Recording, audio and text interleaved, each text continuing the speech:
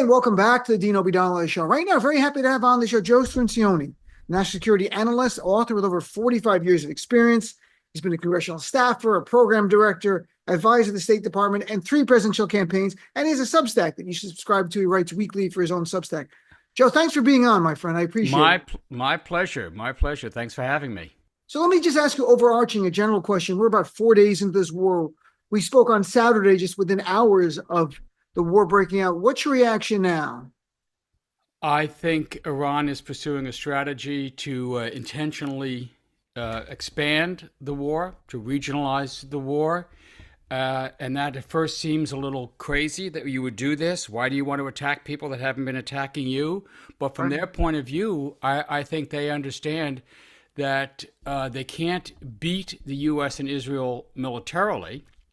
Number two, that U.S. wouldn't have conducted this war if MBS, the Crown Prince of Saudi Arabia, hadn't been encouraging Trump to do so, according to reliable reporting in the Washington Post and CNN and The Guardian and MS Now, and that they have to raise the price for this war and convince both the people in the region and the President of the United States to stop it. And sinking the stock market is a great way to do that. And crippling the regional economies is a great way to do that. I'm not saying that's justified in any way. I don't support civilian strikes against civilian targets. But I think that's their strategy, and it may well work. I think the Iranians can probably outlast the Americans and the Israelis in this war.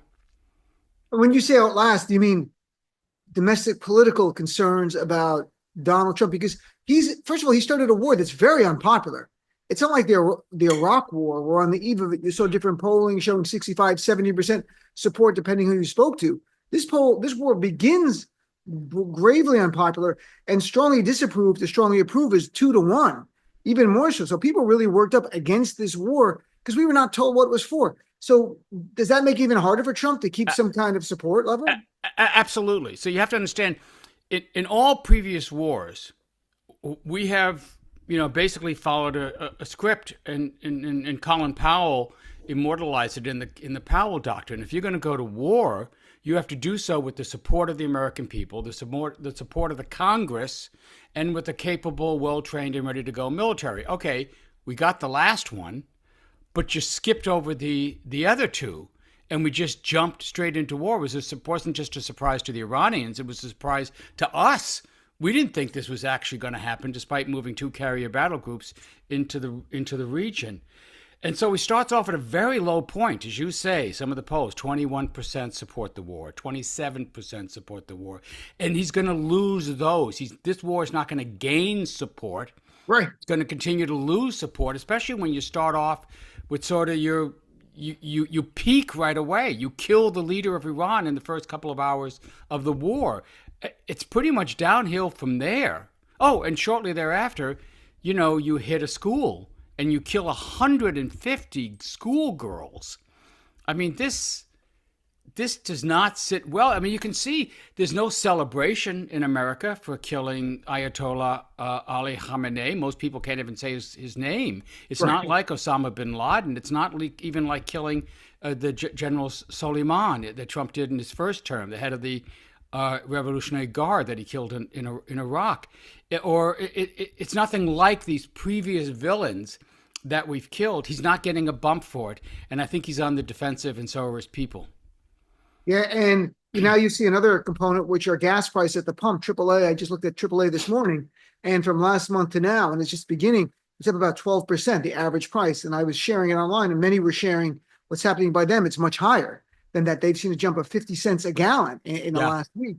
And that'll go higher. The Straits of Hormuz, make it harder to navigate for oil tankers. So we will see. And of course, speculation plays a role as well. So you've got that. I found this really interesting because when we spoke on Saturday, we didn't know this. Now Marco Rubio and Speaker Johnson backed it up, but Marco Rubio said, I'll read the exact quote, that he said, we knew that there was going to be an Israeli action. We knew that would precipitate an attack against American forces. We knew that if we didn't preemptively go after them before they launched these attacks, we would suffer high casualties. And yet people like Ruben Gallego was an Iraq war veteran just lashing out, saying, are you telling us that Netanyahu decided for us to go to war, and that's why we launched a war against Iran because of Netanyahu. This is perhaps the stupidest thing they've said. Right. So you can see they're floundering. They're looking for some sort of justification for this. They can't explain it, and everything they've said so far has been quickly disproven. So you remember on Saturday they said there was a threat that Iran was going to imminently launch its missiles, so we had to strike first. Right. That was disproven. By Sunday, the intelligence agencies told Congress in briefings that there was no evidence of an imminent strike. They said that Trump said that Iran was 2 weeks from building a nuclear weapon. Flat out lie. That is absolutely not true. They could enrich some material in a couple of weeks, but that's just the beginning of a very long process to make a bomb. They said that there was that Iran could hit us with an ICBM, either now or in the very near future. Absolutely untrue. The Defense Intelligence Agency's own assessment says that Iran is at least 10 years away from being able to do that. So they're looking and looking. And now they're trying to say, no, there was an imminent threat. The imminent threat was we gave Israel intelligence about where the meeting of the leadership was going to be on Saturday morning. Israel then said they were going to strike it. So we had to strike it too, because we knew that that would start a retaliation by Iran against our bases. What?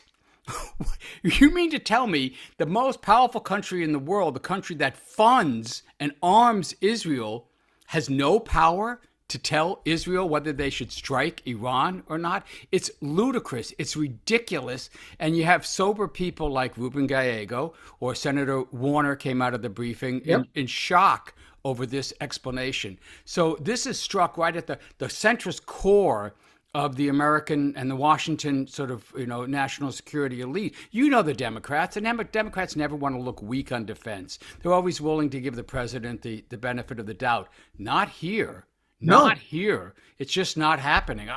The only Democrat I know who spoke out in favor of this war was John Fetterman from Pennsylvania. As far as I can see, he's isolated. And he came out within minutes of the attack, like he was briefed or something. But Senator Mark Warner, just so people know, I'll read his quote. Yesterday after being briefed, he said, "Let's be clear, there was no imminent threat to the United States by the Iranians, period. There was no imminent threat. That's the justification for using war, anytime war." Then he goes on to say there was a threat to Israel. If we equate a threat to Israel as the equivalent of an imminent threat to the U.S., then we are in uncharted territory, which is... Right. That Warner quote is very, very important. You're absolutely right. I'm glad you picked up on that. We're in uncharted territory. What we're going to follow our junior allies into whatever war they start? Are we going to support Pakistan in its war against Afghanistan? What's going on here? I thought you were the Jefe, El Jefe. I thought you were the boss. It makes Trump look weak. And that is one thing that Trump's whole posture is based on strength and hypermasculinity. If you start looking weak, if it starts to look like Bibi manipulated you or MBS bought you and your son off with his $2 billion donation to Jared Kushner's fund, you start losing your base. And this is the real danger for Trump. In the Israeli press, there's discussion about how Netanyahu was essentially patting himself on the back with a video he posted, and MS Now played it last night, where I've been working for this torch for 40 years. Oh, yeah. And again, saying that, and I was reading the Israeli paper in English, Ynet, and my fiance is Israeli. She's Palestinian, but born and raised in Israel. So her family's there. She's watching nonstop. And she goes, that's getting picked up a little bit. It's funny, there's some robust coverage in Israel, internal debates that we in the past didn't have. Now we're having more about Israeli policy, but certain things don't get covered there. So in a way, the divide between Netanyahu and Trump is not getting any press there. I think it's going to start getting press here if Trump just lashes out a little bit. We're just waiting for that. When he hears this, he's going to be upset. Yeah. I think he is, because it does make him look weak. And there's several things to watch here. First, I got to say, Netanyahu, that admission, and this is true. I've been in this town for 45 years, and every year I've been here, there's been some effort by Netanyahu to get the United States to go to war with Iran. Benjamin Netanyahu has tried for 40 years to get a president to attack Iran, and he finally found one stupid enough to do it. You have to understand, it's not like these other presidents were weak, or they didn't want to topple the regime, or they were afraid of using military force. tell that to Dick Cheney. That Yeah. he was ready to, but they understood what would happen if you tried to do this. And we're seeing the beginning of it now. We're seeing it turn into a regional war. We're seeing it have global economic impacts in just day 4. Are we in day 4 this Saturday, Sunday, Monday, Tuesday? Yeah. In 4 days, the stock market is diving today. And, whether it goes down 500 points or 1,000 points, this is going to be a very rough week for the stock market. Oil prices are spiking, as you say. The average price of gas is over $3.11. Take that talking point away from Donald Trump, cheap gas. I think when Trump's billionaire buddies start calling him up and saying, what are you doing? You got to stop this war. I think he might fold. But just on Israel, let me try to say, there's 2 things. Israel understands that in order to do the regime change, you got to dig deep. Decapitating the leadership isn't enough. And you hear them saying this, or their supporters here saying this. You got to decimate the infrastructure of the Revolutionary Guard, a 200,000 man military body, extremely capable. You have to go over the Basij militia, a 1 million person militia. Wow. And so this is going to take a long time. A lot of people are going to have to die in order to destabilize the regime. This doesn't do it. This is why you hear Trump talk about 4 or 5 weeks. You got to do a lot of mass killing.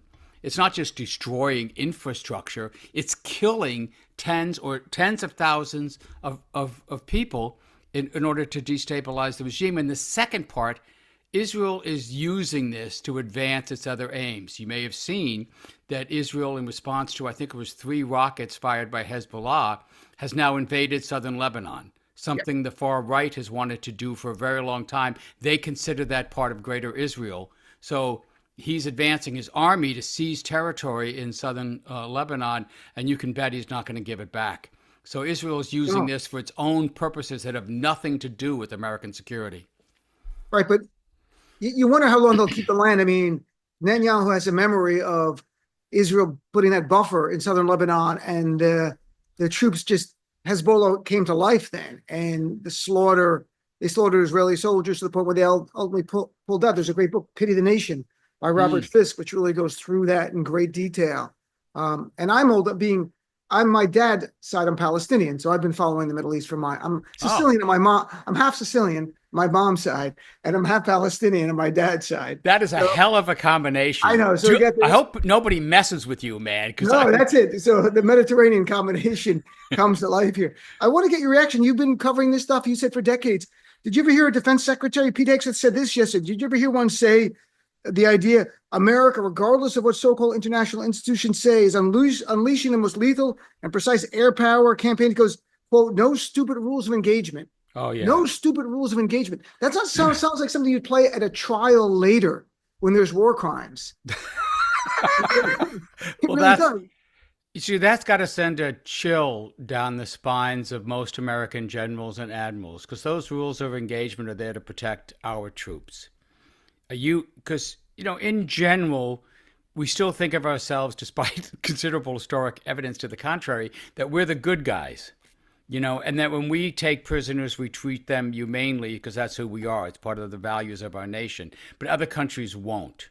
So that's why we helped establish the rules of the Geneva Convention, that you want fair treatment. You want humane treatment for all prisoners of war. And that's the way it's got to be. It's not just be our prisoners of war. No, it's got to be everybody's prisoners of war. And once you break that, once you say we're not going to have rules of engagement, we're going to hit, in other words, we're going to hit civilian targets. We're going to violate the rule of proportionality. You can't use military force out of proportion to the threat that's being presented. Once you start doing that, you're just opening up the killing fields for China, for Russia, for North Korea. What's Putin thinking? Putin thinking, yeah, that's right. That's what I'm saying. I don't know. I don't have no stupid rules of engagement in Ukraine. And that's why we're opposing Putin's war. We're opposing what Putin has done for doing exactly what we're doing now, declaring waging war illegally, not getting the consent of the governed, announcing it in a surprise raid in the middle of the night, not going to the UN Security Council, not rallying your allies. We oppose what Putin is doing because it violates the rules we wrote. We wrote the UN Charter. The UN Charter says it prohibits a country from using force to threaten the territorial integrity or political independence of a country. That's why we put sanctions on Russia. That's why we're helping Ukraine. And here we are doing exactly the same thing. It weakens our stance around the world. It weakens our international security around the world. And going back to our conversation on Saturday, I recall playing the clip for you of Donald Trump saying that to the people of Iran, that tonight, the hour of your freedom is at hand. When we're finished, take over your government. It'll be yours. This might be your only chance for generations. Apparently, the window closed in about 24 hours in reality, because the next day, Lindsey Graham is saying, we don't want regime change. And yesterday, Pete Hegseth, in that speech, point blank, no nation building, no building of institutions, democratic institutions. So they're saying that they're not in it for any kind of, the goal of the United States is not to do that. It's some kind of destabilization. And then the question is, what does Israel want? I mean, what do you think Netanyahu's goal is? Is it to fracture society? Okay.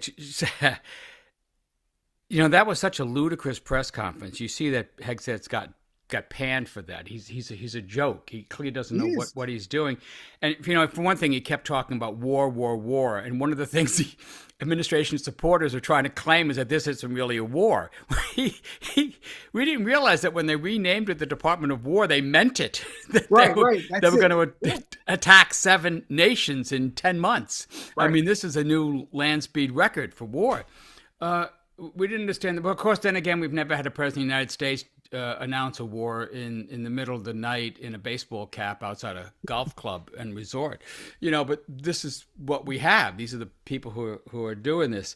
I'm sorry, I lost track of the question. Well, it's actually 2 parters. The first part is it clear to you that Trump has given up on helping the Iranian people? I have so many Iranian American friends who were cheering Saturday. Oh, yeah. When the leaders were killed. And I didn't want to temper that by going, look what he did in Venezuela. Look back with Afghanistan, 2020. He didn't care about the rights of women. We were clamoring, make that part of the deal. He did not care. He wanted to leave. So he made that deal. So now it seems very clear that Donald Trump does not care about the freedom of the Iranian people, and they're not going to fight for it at all. They're going to just let reduced strength regime. So this is right. And you also asked, what does Israel want out of this? And number one, this is the real problem, and a lot of very sober national security people in this town are talking about this. What's the objective? Again, you go back to Colin Powell. You have to have, a clear objective that your forces are trying to accomplish, and you have to have an exit strategy. Right. This was the other 2 parts of the Powell doctrine. Congressional support, public support, clear objective, trained military, exit strategy. Well, that's right. That's what you need. And you don't see that here. It's open-ended. That's why you see these comments from Trump. We're going to go 4 or 5 weeks, maybe longer, or maybe it's going to be 4 or 5 days. You see the in that briefing, Hegseth and General Chain, who also did not distinguish himself. General Kane didn't distinguish himself in his remarks either. They try to narrow it down to a couple of objectives: of degrade the missile infrastructure, degrade the nuclear production infrastructure. Okay, well, you don't need 4 or 5 weeks to do that. I mean, you can do that in 12 days. But Israel's strategy is different, and they've held this for a long time. If you look at it from Israel's perspective, and like you, I have family in Israel, and I visit there a couple of dozen times, so I've been there a lot. They see that they are threatened, in their view, they're threatened by all these forces, including their own people, the Palestinians and the lands that they occupy. And that they could deal with this if only those forces weren't being funded by Iran.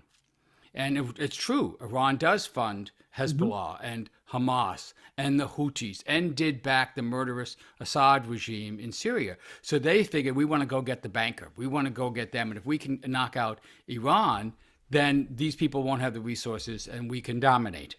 And you can take that in 2 ways. You can dominate for their safety, or you can just dominate we can take the land. Either way, Iran's the key, and that's why Netanyahu has always opposed any kind of diplomatic deal with Iran. It didn't matter how good it was. The JCPOA was a great deal. It solved the nuclear program it, shrank it to a fraction of its size, put it in an iron box, and surrounded it with cameras, inspectors, and SEALs. But it legitimized, in Israel's view, the Iranian regime. And that is a threat to them. That's how they feel. They don't want to legitimize this regime. The only solution is to overthrow this regime. So when Netanyahu was here in 2002, testifying to the Senate and the House that we should invade Iraq and be greeted by liberators, he also talked about dealing with the other actors in the region. And the plan was always, and Cheney supported this, and Rumsfeld supported it, and the neocons supported this, the plan was always to go from the Iraq war into Iran. In 2003, when it looked like we had won so easily, the talk in town was men go to Baghdad, real men go to Tehran. And that was the neocon Israeli vision. This is how it goes. Well, it didn't work. We got the war turned into a mess. We got bogged down. There was no way. Well, here's our chance. Now we're going to go take them out. We're finally going to do it. I don't think it's going to work. I don't think we can sustain it. I think Iran can outlast the United States and can outlast Israel. And this war is going to be a disaster for the national security of the region, for the national security of the United States, and for Trump politically. It's far more likely that this war will accelerate regime change in America than it will accelerate regime change in Iran. Well, I hope so, but we'll see if that works out. Look, I've read some articles, Joe, that Netanyahu deep down wants to see a fragmentation of the Iranian society, in a way almost like Iraq or Syria. Even the fact of maybe a civil war and trying to encourage that. Is that plausible? Absolutely. Chaos is good for Israel.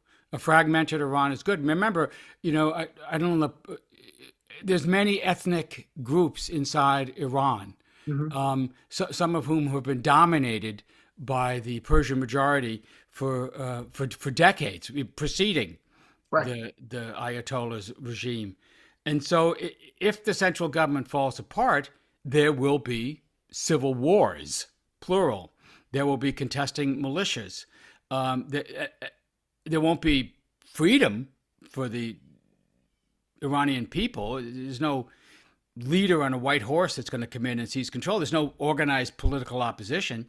If there's a power vacuum, then the power will go to the people with the guns. Well, who's that? That's the Revolutionary Guard. That's the militias. These are the people that will try to preserve the regime and will be probably the leading factor in whatever civil strife follows. But I don't think we're going to get to that. I don't think we can do enough bombing to actually crack the revolutionary mechanism that Iran has built over decades. They understand power. They built a government for this purpose. They've been preparing for this day for decades. So they're ready for this. They've even, the Ayatollah even put a succession plan in place. I don't know if you read those stories where he told all the top leaders to name 4 possible successors if they were killed. Just as 2 weeks ago. I didn't know that. That's good to hear. I mean, that's what I mean. It's just that to understand that they're even though they made a tactical mistake by having that meeting, they're not stupid. They're not fools. These Iranians are very smart, very savvy, and very well organized. So, I mean, look, we are a few days into this. I don't know where we're going to be in a week or two. I mean, is there a potential, last thing, Joe, that this could drag out for months and months and months? I don't know about years, but months and months and months to the midterm elections. Perhaps that's the corrective event in American domestic politics. Months is highly unlikely. Okay. I mean, for one thing, we're going to run out of munitions. You saw Trump claiming just, I think it was this morning or yesterday, that we got lots of munitions.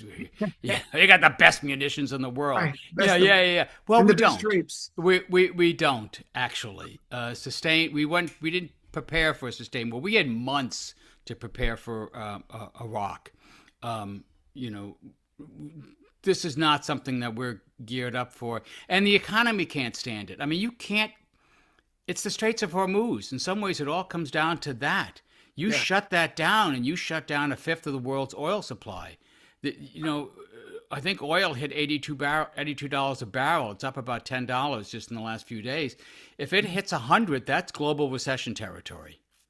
That's what starts to shut down the economy. So it's not just, how many buildings can you hit? it, it's not just how many missiles or interceptors do you have. It's, are you ready to prepare to throw the world into a global recession for the pursuit of regime change in Iran? No, America's not ready to do that. And so therefore, months, no.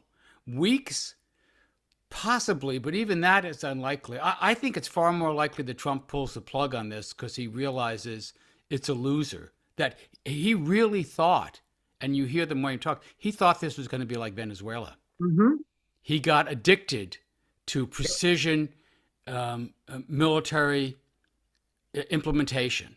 I mean, what the American military did in Venezuela is amazing. There isn't another military in the world that can do that. You can't do that with Iran.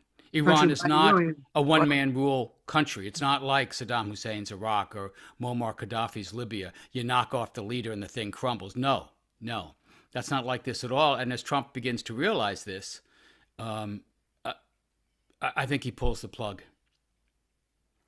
Well, we'll see. I mean, we'll see how many more lives are lost on the American side and civilians all through the region, and how much more it costs the American consumer, again, with gas prices, electrical prices, and everything else. So, Joe, before I let you go, where can people follow your work? Do you want to follow you on Substack, or is it social media? What do you? Yeah, I used to be president of this and director of that, and now I write.